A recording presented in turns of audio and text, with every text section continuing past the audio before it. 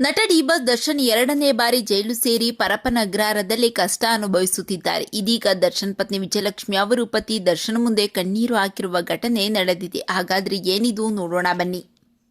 ಜೈಲಿನಲ್ಲಿ ದರ್ಶನ್ ಅವರನ್ನು ಹೊರಗಡೆ ಓಡಾಡುವುದಕ್ಕೂ ಕೂಡ ಬಿಡುತ್ತಿಲ್ಲ, ಮೂಲಭೂತ ಸೌಕರ್ಯಗಳನ್ನು ನೀಡುತ್ತಿಲ್ಲವೆಂದು ದರ್ಶನ್ ನ್ಯಾಯಾಧೀಶರ ಮುಂದೆ ಆರೋಪ ಮಾಡಿದ್ದರು. ಈ ವಿಷಯ ತಿಳಿದು ಕುಟುಂಬದವರು ಕಣ್ಣೀರು ಹಾಕುತ್ತಿದ್ದಾರೆ. ದಸರಾ ಮುಗಿದ ಬೆನ್ನಲ್ಲೇ ಪತ್ನಿ ವಿಜಯಲಕ್ಷ್ಮಿ ನಿನ್ನೆ ಅಂದರೆ ಅಕ್ಟೋಬರ್ 3ರಂದು ದರ್ಶನ್ ಭೇಟಿ ಮಾಡುವುದಕ್ಕೆ ಪರಪ್ಪನ ಅಗ್ರಹಾರ ಜೈಲಿಗೆ ಹೋಗಿದ್ದರು. ಅಲ್ಲಿ ಪತಿಯೊಂದಿಗೆ ಕೆಲ ಹೊತ್ತು ಮಾತುಕತೆ ನಡೆಸಿದ್ದಾರೆ ಎನ್ನಲಾಗಿದೆ.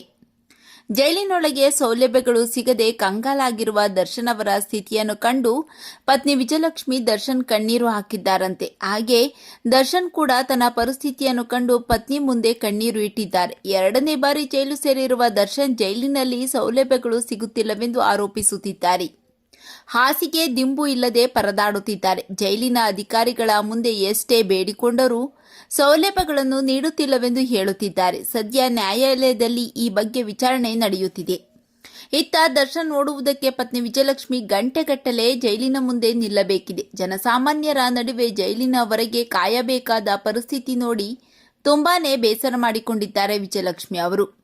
ಇನ್ನು ಪತಿ ದರ್ಶನ್ ಮುಂದೆ ಜೈಲಿನ ಪರಿಸ್ಥಿತಿ ಬಗ್ಗೆ ಹೇಳಿ ಕಣ್ಣೀರು ಹಾಕಿದ್ದಾರೆ. ಹೀಗಾಗಿ ದರ್ಶನ್ ತಮ್ಮ ಪತ್ನಿಗೆ ಇನ್ನು ಮುಂದೆ ಜೈಲಿಗೆ ನನ್ನ ನೋಡಲು ಬರಬೇಡ ಎಂದು ಮನವಿ ಮಾಡಿದ್ದಾರಂತೆ. ಈ ಕಾರಣಕ್ಕೆ ದರ್ಶನ್ ತನ್ನ ಹಣೆಬರಹದಲ್ಲಿ ಏನಿದೆಯೋ ಅದು ಹಾಗೇ ಆಗುತ್ತೆ, ಇನ್ನು ಮುಂದೆ ನೀವು ಜೈಲಿಗೆ ಬರುವುದಕ್ಕೆ ಹೋಗಬೇಡ ಎಂದು ದರ್ಶನ್ ತಮ್ಮ ಪತ್ನಿಯ ಬಳಿ ಮನವಿ ಮಾಡಿಕೊಂಡಿದ್ದಾರೆ ಎಂದು ಹೇಳಲಾಗಿದೆ. ವಿಜಯಲಕ್ಷ್ಮಿ ಕೂಡ ಕಣ್ಣೀರು ಹಾಕುತ್ತಾ ಜೈಲಿನಿಂದ ಹೊರಬಂದಿದ್ದಾರೆ.